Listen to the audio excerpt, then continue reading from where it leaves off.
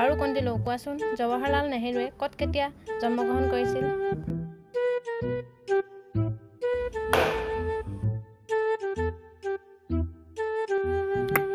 তেখেতে হস্পিটালত তেওঁৰ জন্মদিনত জন্মগ্ৰহণ কৰিছিল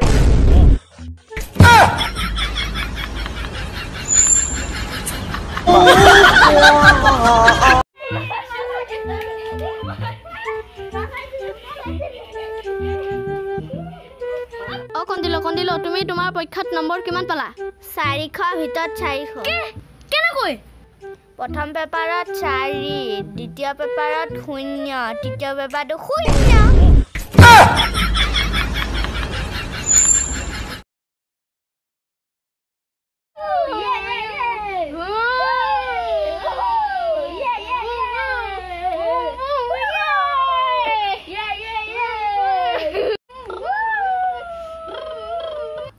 কন্দিলো কি